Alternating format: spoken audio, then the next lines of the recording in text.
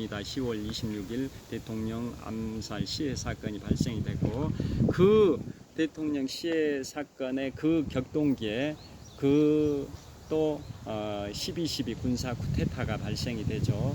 12.12 군사 쿠데타를 통해서 그 당시에 신군부였던 전두환 일파가 군사 반란을 일으켜 가지고 집권을 이제 시도하게 되고, 그래서 이듬해인 1980년 5월 18일부터 열흘 동안 광주 민주화 운동이 발생이 됩니다. 과거에는 그걸 5.18 광주 민주화 운동이라고 칭했는데요. 최근 들어서부터는 이제 광주라는 말을 빼고 5.18 민주화 운동으로 명칭을 바꿨다라는 거 다 아실 겁니다. 그러니까 1980년에 전두환 신군부 세력의 집권 야욕을 분쇄하기 위해서 일어났었던 그 5.18 광주 민주화 운동이 단순히 광주에서만 일어난 게 아니라 전 국민의 전국적인 민주화 운동이었다라는 취지로 역사를 재정립해서 명칭을 5.18 광주 민주화 운동에서 5.18 민주화 운동으로 명칭을 바꿨다라는 거 다 아실 겁니다. 자, 그러한 일련의 역사가 지금부터 44년 전부터 43년 전까지 펼쳐졌었습니다. 그 당시 제가 이제 초등학교 5학년에서 6학년으로 옮겨가던 그러한 시기에 우리 대한민국의 격동의 역사가 발생이 됐었습니다. 자, 그래서 오늘은 지금부터 9년 전인 2014년 유네스코 세계문화유산에 선정된 남한산성의 가장 중심에 있는 수어장대에 와서 지금부터 387년 전인 1636년 병자호란의 치욕의 역사가 서려 있는 남한산성의 중심 수어장대에서 최근 이슈가 되고 있는 더불어민주당 김남국 의원에 대한 국회 윤리자문위원회의 국회의원 제명 권고에 대해서 조만간 국회 윤리특별위원회와 국회 본회의에서 표결이 있을 것 같은데요. 물론 국회의원 제적 3분의 2 이상이 찬성해야 국회의원 제명이 결정되기 때문에 쉽지 않을 것 같습니다만은, 또 제명에 찬성하는 분도 있고 반대하는 분도 있을 것 같긴 합니다만은, 저는 특정 정파에 전혀 편향되지 않은 사람이기 때문에 찬반에 관해서 제 개인 의견을 말씀드리진 않겠습니다. 그런데 지금 이슈가 있어서 헌정사상 두 번째 국회의원 제명 케이스가 되냐 아니냐, 그러한 상황이다 보니까 제가 오늘은 헌정사상 유일하게 제명이 되셨던 지금부터 44년 전인 1979년 10월 4일 당시 김영삼 신민당 총재에 대한 국회의원 제명 사건, 헌정사상 유일한 전무후무한 그러한 제명 사건에 관하여 말씀을 드렸습니다. 자, 주변의 풍경을 한번 보여드리도록 하겠습니다. 화이팅! 자, 이곳은 수어장대입니다. 제가 좀 이동을 하면서 촬영을 하도록 하겠습니다. 자, 이곳은 사적 57호입니다. 사적 57호 남한산성의 중심부에 있는 수어장대입니다. 자, 수어장대라는 현판이 보이고요. 저분들을 멀리 초상권을 보호해야 하기 때문에 함부로 사람 얼굴을 여기다 넣을 수 없어서 제가 촬영이 좀 조심스럽습니다. 자, 수어장대 이쪽으로 좀 와보겠습니다. 자, 수어장대를 촬영하고 있습니다. 자, 이곳은 남한산성의 중심부에 있는 수어장대입니다. 화이팅!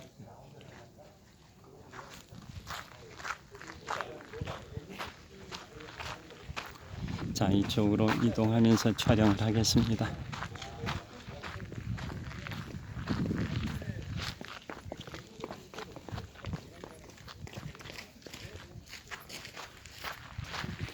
자, 남한산성의 중심부에 있는 수어장대에서 이쪽 성곽길 쪽으로 좀 이동해 보겠습니다. 제가 이동하면서 촬영을 하고 있습니다.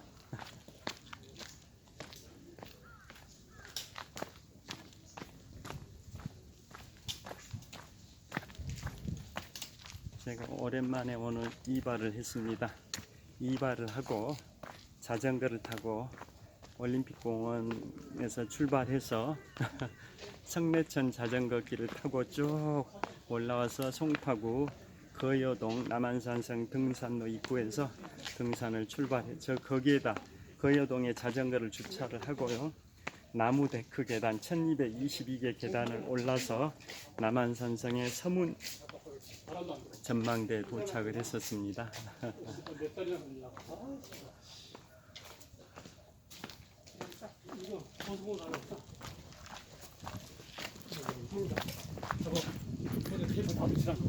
자, 이곳은 남한산성 성곽길인데요. 현재 성곽 보수공사를 하고 있습니다.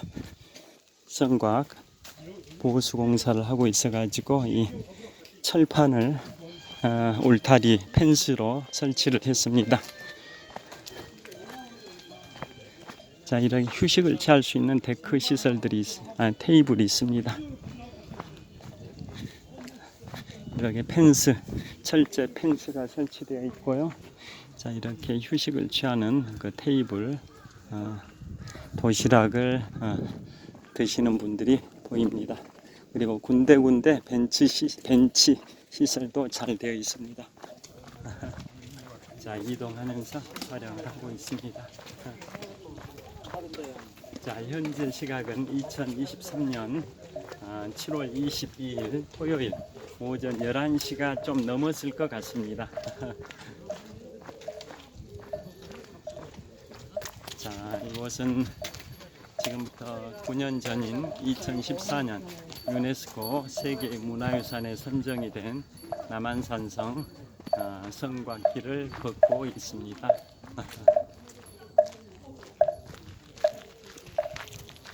자, 저는 잠실 집에서 아파트 베란다 창문을 열면 남동쪽 약 7km 정도 지점에 이렇게 남한산성이 보입니다. 그래서 아침을 남한산성을 바라보면서 하루를 시작을 하는데요. 그래서 제가 남한산성에는 가끔 오고 있습니다. 그래서 잠실 집에서 자전거를 타면 오늘은 올림픽공원에서 성내천 자전거 길로 해서 이쪽에 왔는데요. 돌아갈 때는 거여동 남한산성 등산로 입구에서 위례 신도시를 경유해서 장지천 자전거길 또 탄천 자전거길을 통해서 잠실로 귀환할 계획입니다. 그래서 자전거로 잠실에서 이곳까지 한 1시간 정도 오면 되고, 자, 지금 북서쪽 방향입니다. 북서쪽 방향 롯데월드타워가 전방 약 7, 8km 지점이 있습니다. 자, 성곽길을 보여드리고 있고요. 자, 성곽을 보시면 성곽 안쪽은 성벽의 높이가 한 허리 정도밖에 안 됩니다. 한 1m 정도밖에 안 되죠. 성곽 안에서 성곽 높이는 1m 정도밖에 안 되지만은 반대로 성곽 밖에 보여드리겠습니다. 성곽 밖의 성곽의 높이는 한 6, 7m 정도는 됩니다. 성곽 밖에서 성곽의 높이는 6, 7m 정도, 굉장히 가파릅니다. 자, 이쪽도 한번 보여드리겠습니다. 보시면 성곽 밖의 성벽의 높이는 한 6, 7m 정도 됩니다. 그러니까 지금부터 387년 전 1636년 병자호란 당시에 조선 인조임금이 13,000명 정도의 조선군 병사가 이쪽에 갇혀가지고 성곽 한 바퀴 둘레 약 9km 정도를 에워싸고 있었던 청나라 병사 한 12만 대군에 맞서서 항거를 하고 있었던 그러한 상황인데요. 그러니까 조선군 병력이 한 13,000명, 청나라 병사는 청태종의 병사가 10배 정도 되는 한 12만 명 정도가 성곽 밖을 에워싸고 있었던 그야말로 10대 1의 병력 차이, 중과 부적의 상황이었습니다. 그런데 청나라는 10배 이상의 청태종의 병력이 있었기 때문에 쉽게 남한산성을 함락시킬 수도 있었지 않냐라고 생각할 수도 있는데요. 지금 보시다시피 성곽 밖의 성곽의 높이는 한 6, 7m 정도로 굉장히 가파릅니다. 이 밑에 지형도 보시면 굉장히 가파릅니다. 이 성곽 밖, 여기는 성곽의 높이가 6, 7m가 될 뿐만 아니라 이 바깥쪽의 지형도 굉장히 가팔라 가지고 10배 정도 병력이 되는 청태종의 12만 대군의 병력도 이 성곽을 쉽게 함락할 수가 남한산성을 쉽게 함락할 수가 없었다고 보여집니다. 물론 맘 놓고 공성전을 펼친다면 성을 공격하는 걸 공성전이라고 하죠. 공성전을 펼친다면 청태종의 병력들이 이 바깥쪽에서 제가 지금 촬영하고 있는 이 바깥쪽에서 엄청난 포탄을 이 성 안으로 발사를 하게 되면 함락시킬 수도 있었죠. 그런데 그러게 되면 청나라의 병사들도 일정 규모 손실이 발생되다 보니까 결국은 지구전으로 가게 되면 조선군은 항복할 것이다라는 계산을 했었던 겁니다. 왜냐하면 이 남한산성 안에 갇혔던 조선 인조가 조선군 병력 13,000명을 지휘를 했었었는데요. 그 당시에 식량, 군량미가 떨어지고 그 다음에 무기가 다 떨어지고 그 다음에 엄청난 추위 엄동설한입니다. 음력을 기준으로 1636년 12월 14일부터 이듬해 1637년 1월 30일까지 47일 동안 한거를 했습니다. 47일 동안. 그러니까 한겨울 엄동설한입니다. 한겨울 엄동설한에 이곳 남한산성에서 47일 동안 한거를 했습니다마는 그 혹독한 추위, 그 다음에 그 식량이 떨어지고 무기가 떨어지고 그러다 보니까 도저히 버틸 수가 없는 상황이 돼버린 겁니다. 이 남한산성을 에워싸고 있었던 청태종의 그 병력들은 그걸 어느 정도 예측을 했었던 거죠. 무리하게 공성전을 펼쳐가지고 남한산성을 함락을 하게 되면 남한산성을 함락시킬 수도 있었지만은 그러게 되면 공격하는 청나라의 병사들도 만만치 않은 손실이 발생될 것이다. 그래서 무리하게 공성전을 펼치기보다는 시간을 갖고 지구전으로 하게 되면 조선군은 식량이 떨어지고 무기가 떨어지고 그 다음에 혹독한 추위를 견뎌내지 못하고 항복할 것이다라고 계산을 했었던 겁니다. 그래서 공격을 하지 않고 기다렸고 그래서 결국은 조선 인조가 47일 만에 여기에서 항거한 지 47일 만에 항복을 하기로 결정하고 이곳에서 이제 항복을 하러 나가게 되는 겁니다. 자, 그래서 항복을 할 때 그 당시를 좀 말씀을 드리면, 자, 여기서 이거 한번 촬영해 보겠습니다. 조선 인조 임금이 이곳 남한산성에 들어올 때는 남문을 통해 들어왔습니다. 남문 방향은 이쪽 방향인데요. 남한산성의 4개의 대문 중에 남쪽에 있는 문, 남문을 통해서 말을 타고 들어왔습니다. 그에 반해서 항복하기로 결정하고 내려갈 때는 서문을 통해서 갔습니다. 서문을 통해서 항복하러 이제 내려가는데 서문은 문의 높이가 낮습니다. 그래서 말을 타고 서문을 통과할 수 없다 보니까 말에서 내려서 걸어서 항복하러 하산길을 시작을 했는데요. 항복을 했던 장소가 삼전도의 치라고 잘 아실 겁니다. 삼전도의 치. 그 삼전도의 치가 발생했던 지역이 어딜까요? 바로 지금 제가 비추고 있는 북서쪽 방향 남한산성의 성곽에서 성곽길에서 북서쪽 방향을 비추고 있습니다. 그래서 서울의 동부 지역의 시가지가 한눈에 들어오는데요. 자, 이곳 남한산성 성곽에서 성 안에를 보여드리고 있습니다. 남한산성 성 안에 그 다음에 성곽이 보이고 그 다음에 성곽 밖이 보이는데요. 제 얼굴도 한번 보여드리겠습니다. 어두워 가지고 잘 안 보이실 수도 있을 것 같긴 한데요. 남한산성 성곽을 배경으로 제 얼굴을 촬영을 하고 있습니다. 이번에는 성 안의 풍경을 보여드리고 있습니다. 자, 그래서 조선 인조임금이 이곳 성에서 서문에서 말을 내려서 걸어서 서문을 통과해서 항복을 하러 삼전도로 이동을 합니다. 그 삼전도가 어디냐? 그걸 설명드리겠습니다.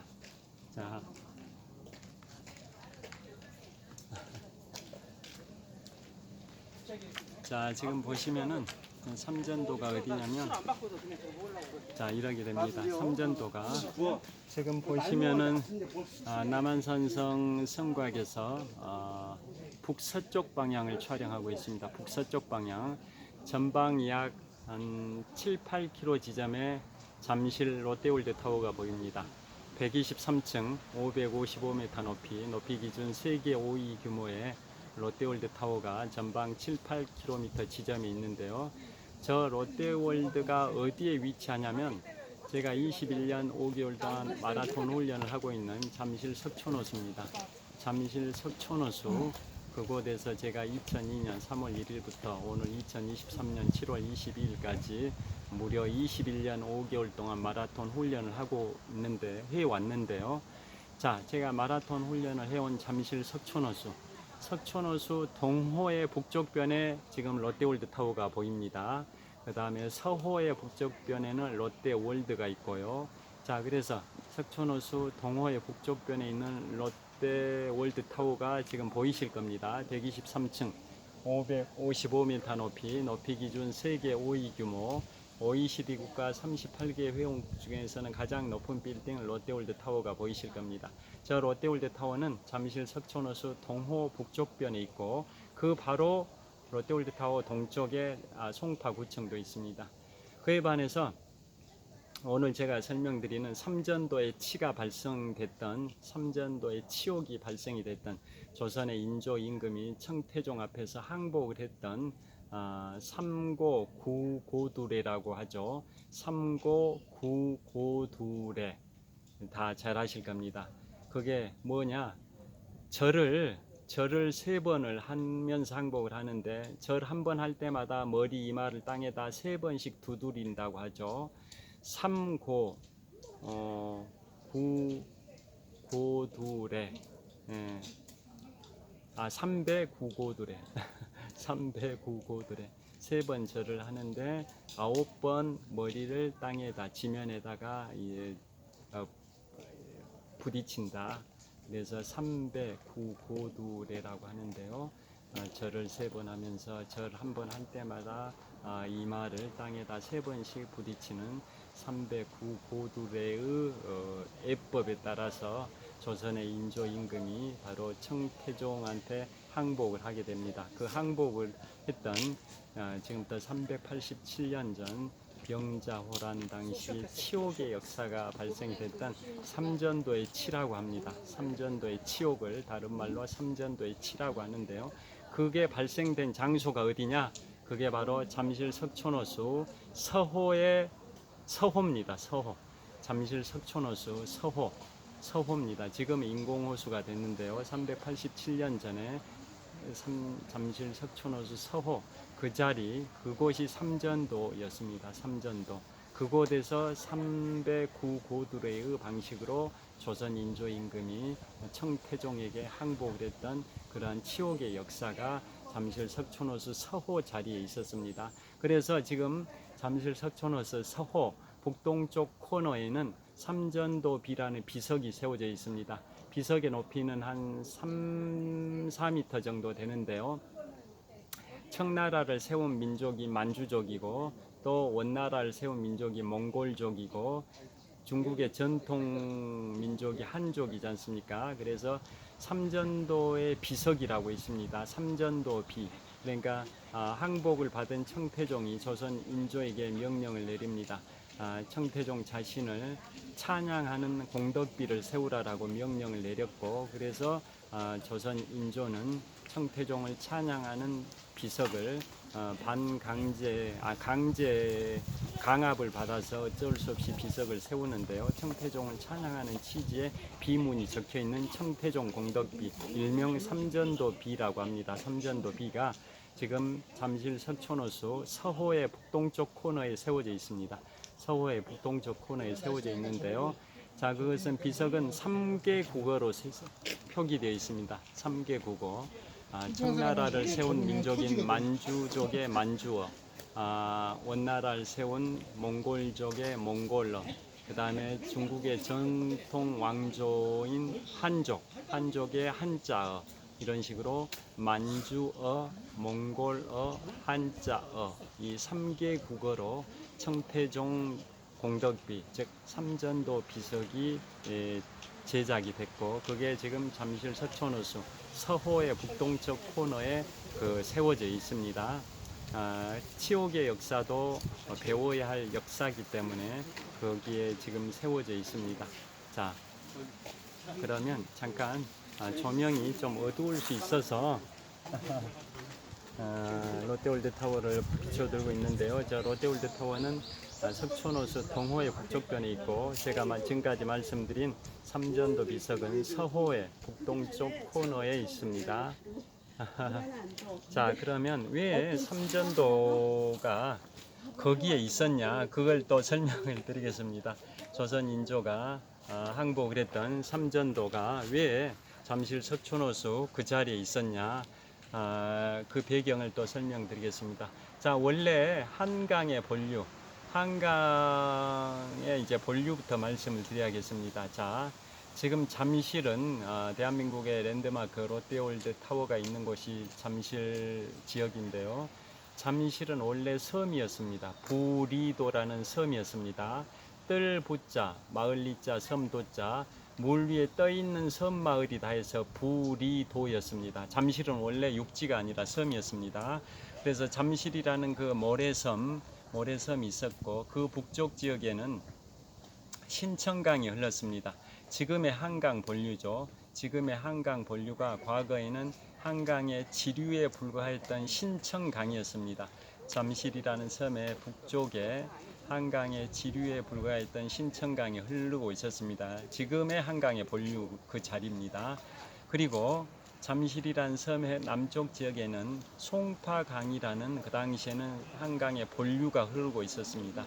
그러니까 잠실이라는 섬의 북쪽에는 그 당시에는 한강의 지류에 불과했던 신천강이 흐르고 있었고, 잠실이라는 섬의 남쪽 지역은 그 당시 한강의 본류였던 송파강이 흐르고 있었습니다. 그런데 지금부터 52년 전인 1971년에 잠실 지역을 개발을 하면서 공유 수면 매립을 하게 됩니다. 어떤 식으로 매립하냐면, 잠실이라는 섬의 남쪽에 있었던 송파강, 그 송파강의 동쪽 지역과 서쪽 지역을 매립하고 가운데 있는 석촌호수 자리만 남겨놓습니다.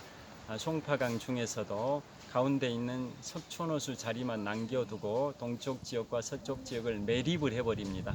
그러는 바람에 석촌호수는 이제 송파강이라는 한강의 본류 자리였는데, 석촌호수를 빼고 동쪽 지역과 서쪽 지역이 매립됨으로써 석촌호수는 인공호수가 됐습니다. 그게 52년 전인 1971년입니다.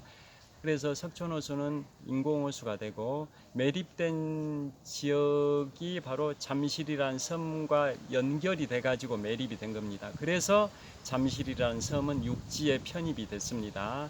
자, 한강의 본류였던 송파강 중에서도 가운데 있는 석촌호수 자리는 남겨놓고 동쪽 지역과 서쪽 지역을 매립함에 따라서 석촌호수는 인공호수가 됐고, 그 다음에 매립이 됐던 지역들이 잠실이라는 섬과 같이 맞물려 가지고 매립이 되는 바람에 잠실이라는 섬은 육지가 됐습니다. 그리고 그래서 잠실이라는 섬의 남쪽 지역에 흐르고 있던 송파강은 이제 한강의 본류 자격을 상실하고 역사 속으로 소멸해 버리고 석촌호수라는 인공호수만 남겨놓게 된 겁니다. 그에 반해서 잠실이라는 섬의 북쪽에 있었던 한강의 지류에 불과했던 신천강은 강폭을 확장하는 확장 공사를 합니다. 확장 공사. 준설 공사를 통해서 강폭을 확장합니다. 그래서 지금의 한강의 본류가 됩니다. 한강의 본류. 그게 지금부터 52년 전인 1971년에 잠실 지역을 개발하면서 있었던 역사입니다. 그래서 1971년 그 당시부터 이제 잠실 북쪽에 있던 신천강은 한강의 본류가 됐고요. 잠실 남쪽에 있던 송파강은 역사 속에 사라져 버리게 되는데요. 그 역사 속에 사라진 송파강이 과거에 1971년 전까지만 하더라도 한강의 본류였었던 거죠. 그래서 지금부터 387년 전 병자호란 당시에도 그 송파강은 한강의 본류였습니다. 그래서 그 송파강의 중심에 삼전나루가 있었습니다. 삼전나루. 그래서 그 나루터 그 옆에다가 제단을 쌓아놓고 조선 인조가 청태종에게 항복을 하는 삼배 구고들의 방식으로 항복하는 의식을 세레모니를 했었던 겁니다. 그래서 그 장소가 한강에 본류했던 송파강의 중심에 있는 삼전나루에서 발생이 됐다 해서 그걸 삼전도의 치, 그 삼전도라는 게 무슨 뭐 울릉도, 뭐 제주도 할 때 섬도가 아니라 건널 도자죠. 어디를 건넌다 할 때 나루터를 어디에 건너는다. 한강 도하 작전 할 때 건널 도하라고 하지 않습니까? 그렇듯이 삼전도에 있는 그 뭐 나루터 뭐 그런 의미죠. 삼전도. 여하튼 그곳에서 치옥의 역사, 삼전도의 치옥이 발생이 됐던 게 바로 그 당시에 한강에 본류했던 송파강의 중심부인 삼전나루에서 발생이 됐었습니다. 그래서 지금은 잠실 석촌호수 서호인데요. 서호 그 자리가 삼전도의 치옥이 발생됐던 자리인데 거기에다 비석을 세워둘 수는 없으니까 잠실 석촌호수 서호의 북동쪽 코너에다가 삼전도 비석, 만주어, 몽골어, 한자어 3개 국어로 새겨져 있는 삼전도 비석이 세워져 있습니다. 자, 서울 지역이 쭉 보이는데요. 자, 그래서 지금 다시 한번 남한산성 성곽 안에 길을 보여드리고 있습니다. 산책로가 잘 되어 있습니다. 그래서 성곽 안에서는 성곽의 높이가 1m 정도밖에 안 되는데요. 반면에 성곽 밖에서는 이렇게 성곽의 높이가 6, 7m 정도로 굉장히 가파르고 또 이 성곽만 이렇게 가파른 게 아니라 그 밑으로 내려가는 이 지형들도 가팔라서 그 당시에 청태종의 12만 대군이 남한산성의 둘레길 길이가 한 9km 정도를 에워싸고 있었지만은 자기들이 공성전을 무리하게 펼쳤을 경우에 남한산성을 함락시킬 수는 있었겠지만은 자기들 청나라의 병사들도 만만치 않게 손실이 발생될 걸 우려해 가지고 지구전으로 가게 됐고, 그래서 그 청태종의 예상처럼 조선군은 무기가 떨어지고 식량이 떨어지고 엄동설안의 추위를 이기지 못해서 이곳에서 1636년 12월 음력 기준으로 1636년 12월 14일부터 이듬해 1637년 1월 30일까지 47일 동안 버텼지만 도저히 추위를 견디기 어렵고 식량이 떨어지고 무기가 떨어져서 도저히 버티는 게 더 이상 불가능하다라고 판단해서 조선군은 항복하기로 결정하고 이제 남한산성 서문을 나가서 지금 북서쪽 방향 전방 7, 8km 지점에 있는 잠실 석촌호수 서호의 삼전도에 가서 항복을 했었던 역사가 지금부터 387년 전인 1636년 병자호란 당시 우리의 치옥의 역사입니다. 자, 롯데월드타워 보이실 겁니다. 롯데월드타워는 석촌호수 동호 북쪽변에 있고요. 삼전도의 치옥이 발생됐던 지점은 석촌호수 서호입니다. 자, 그 다음에 약간은 서쪽 방향을 촬영을 하고 있는데요.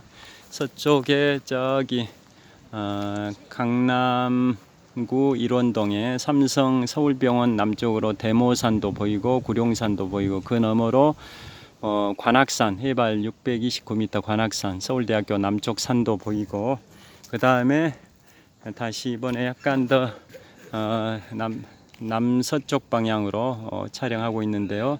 저기에 이제 청계산도 보입니다. 해발 650m 고지 청계산도 보이고요.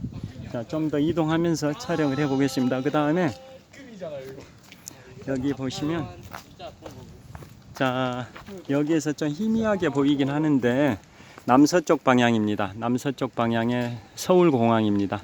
서울공항 성남비행장이라고 칭하는데요. 저기 서울공항도 보입니다. 저를 한번 비춰보겠습니다. 자, 지금 남서쪽 방향을 촬영하고 있습니다. 서울공항입니다. 경기도 성남시에 있다 해서 성남비행장이라고 합니다만은 우리가 흔히 서울공항이라고 칭합니다. 대통령 전용기가 이착륙을 하는 서울공항을 촬영하고 있습니다. 공식 명칭은 공군 제15 특수임무비행단입니다. 화이팅! 자, 서울공항 방향을 촬영하고 있습니다. 자, 계속 이동하면서 촬영하겠습니다. 자, 맨발로 걷는 분들도 몇 분 보입니다. 자, 성곽, 남한산성. 그러니까 남한산성은 지금까지 함락된 적은 없습니다. 원래 남한산성은 백제시대, 삼국시대 중에 백제시대 기원 전후 그 무렵, 그러니까 한 2000여 년 전에 토성으로 시작이 됐었고요. 이게 나중에 이제 석성으로 바뀐 겁니다. 지금은 돌로 된 석성인데요.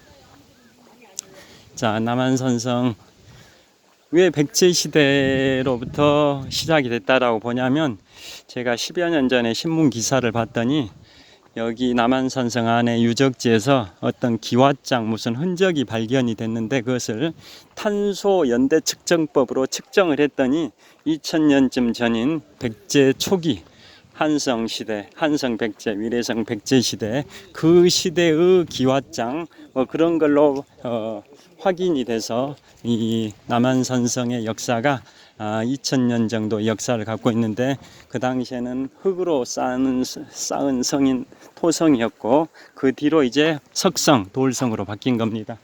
자, 자, 남한산성 성곽길의 풍경과 또 성곽을 보여드리고 있습니다. 지금부터 9년 전인 2014년 유네스코 세계문화유산에 선정이 된 남한산성 성곽길과 성곽을 보여드리고 있습니다. 지금부터 387년 전 1636년 병자호란 치옥의 역사가 서려 있는 남한산성입니다. 화이팅! 자, 계속 이동을 하겠습니다.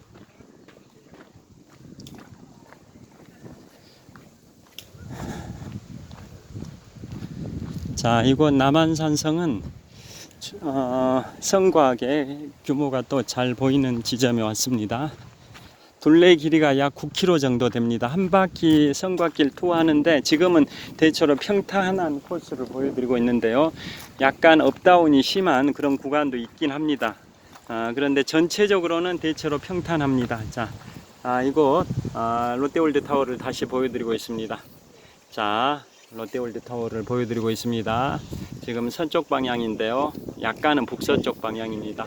롯데월드타워 123층 555m 높이 롯데월드타워가 북서쪽 방향 약 7km 지점에 잠실 석촌호수 동호 북쪽변에 롯데월드타워가 있고 그 너머로 남산이 보입니다. 전방 약 한 17km 정도 지점에 있는 남산 해발 262m 남산 고지도 보입니다.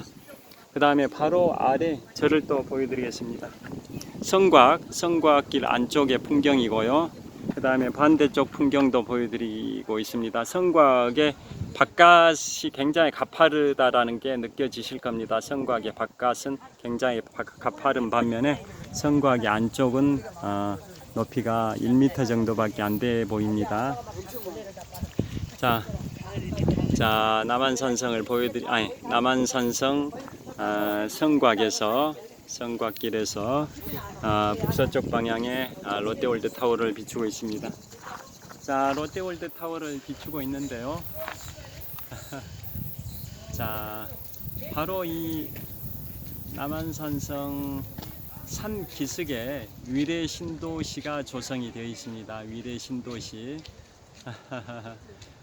경기도 하남시와 경기도 성남시, 서울시 송파구 접경지대에 3개 기초자치단체에 걸쳐 있는 도시가 위례 신도시인데요. 경기도 하남시의 무슨동하고 그 다음에 경기도 성남시의 또 무슨 구하고 그 다음에 서울시 송파구 이 3개 기초자치단체에 걸쳐 있는 게 위례 신도시입니다. 원래는 신도시 이름을 송파 신도시로 칭했는데요. 왜 3개 지역에 걸쳐 있는데 왜 서울 송파구 명칭을 따냐라고 논란이 있었습니다. 그래서 중립적인 명칭으로 하자 해서 한성 백제시대, 위례성 백제시대, 즉 기원전 18년부터 서기 475년까지 백제의 초기와 중기를 화려하게 장식했던 시기가 삼국시대 중에서 백제의 초기와 중기가 펼쳐졌던 493년 동안, 즉 기원전 18년부터 서기 475년까지 무려 493년 동안 백제의 초기와 중기의 화려한 역사가 펼쳐졌던 지역이 지금의 송파구 지역의 위례성 백제시대, 한성 백제시대입니다. 거기에서 명칭을 따와서 논란이 있었던 송파 신도시라는 명칭을 중립적 명칭인 위례 신도시로 바꾼 겁니다. 위례성 백제시대, 한성 백제시대, 거기에서 명칭을 따온 겁니다. 자, 그래서 이 바로 남한산성 등산로 입구 산 밑에는 위례 신도시가 조성이 되어 있고요. 저 멀리 북서쪽 방향 전방 약 7-8km 지점에 잠실 석촌호수 동호 북쪽변에 롯데월드 타워가 있습니다. 자, 계속 이동하겠습니다. 오늘은 약간은 뭐 미세먼지인지 아니면은 구름인지는 약간은 미세먼지인 것 같기도 하고요. 그렇게 미세먼지가 많진 않은데 지금 하늘은 청명한데 시가지는 약간 먹구름이 약간 낀 것 같이 선명하게 보이진 않습니다. 좀 이동을 하겠습니다.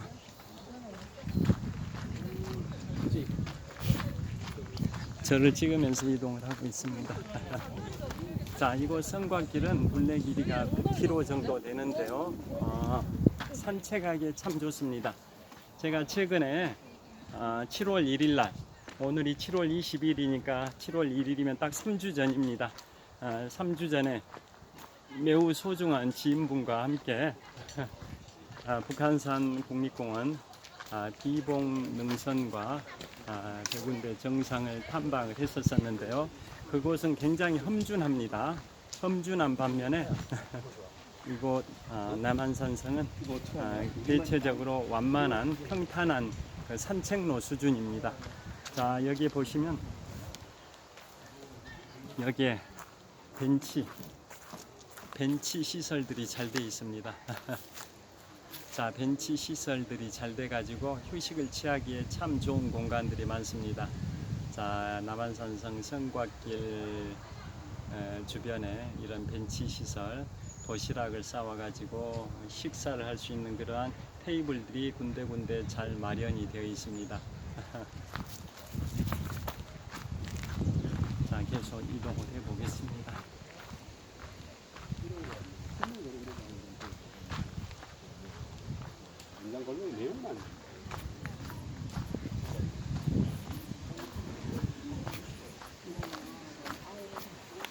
휴식을 취하는 분들이 꽤 많습니다. 벤치에서 휴식을 취하는 분들이. 저를 찍으면서 가겠습니다.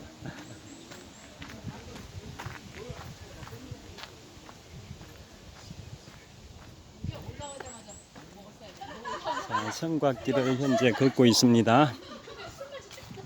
자, 지금 전방 30m 지점이 서문입니다. 서문.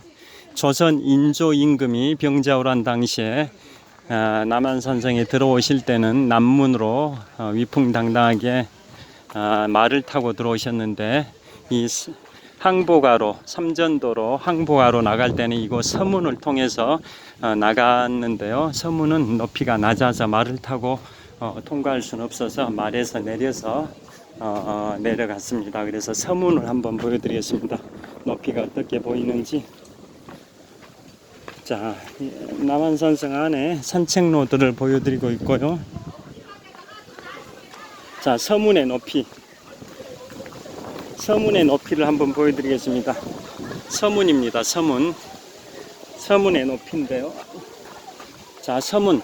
말을 타고 통과하기에는 낮아 보이죠. 한 2m 정도밖에 안 됩니다. 한 2.2m 정도. 여긴, 자, 이곳은 병자호란 당시 조선 인조 임금이 삼전도로 청태종에게 항복하러 나가기 위해서 통과했던 서문입니다. 자, 서문은 높이가 2m 정도밖에 안 되기 때문에 말을 타고 통과할 수는 없어 가지고 말에서 내려서 걸어서 삼전도로 항복을 하러 내려갔습니다. 자, 서문을 보여드렸습니다. 안내 표지판을 보면 수어장대, 저쪽도 한번 이쪽으로 내려가게 되면 이제 산성사거리라 해가지고 저기 내려가게 되면은 여기 남한산성 중심부에 그 상가들이 밀집되어 있고요. 그곳에 주차를 또 할 수 있습니다. 그러니까 승용차를 가지고 이 남한산성 안에까지 올라올 수 있습니다. 올라올 때는 남문하고 동문을 통해서 차량 출입이 됩니다. 경기도 성남시에서 올라올 때는 동문을 통해서 출입하고요. 경기도 하남시에서 경기도 광주시에서 출입할 때는 동문을 통해서 차량으로 출입합니다. 그래서 차량으로 이곳 안에까지 들어와서 산성사거리에다 주차하고 이런 식으로 산책하실 수가 있습니다. 산책로입니다. 거의 산책 수준입니다. 그 다음에 이 서문은, 이쪽은 등산로, 서문, 아까 보여드린 데가 이 서문입니다. 서문. 자, 서문은 높이가 한 2m 밖에 안 되기 때문에 말을 타고 통과할 수 없어서 말에서 내려서 걸어서 항복하러 갔다고 말씀을 드렸습니다. 그 다음에 이번에는 서문 전망대. 남한산성에서 서울시가지를 가장 멋지게 조망할 수 있는 곳이 서문 전망대인데요. 서문 전망대의 풍경을 보여드리겠습니다. 자, 지금 이곳도 중간중간에 휴식을 취할 수 있는 테이블, 벤치 시설들이 잘 되어 있습니다. 그래서 가족 단위로 산책하면서 도시락을 드시는 분들이 있습니다.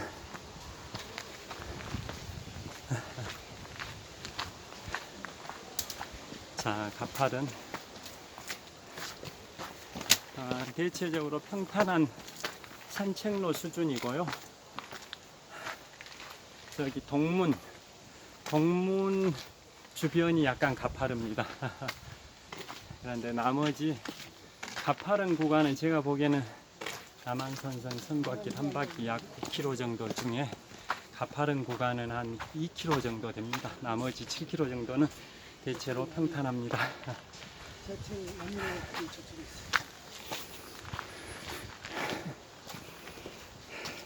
자, 드디어 왔습니다. 드디어 서문 전망대입니다. 서문 전망대.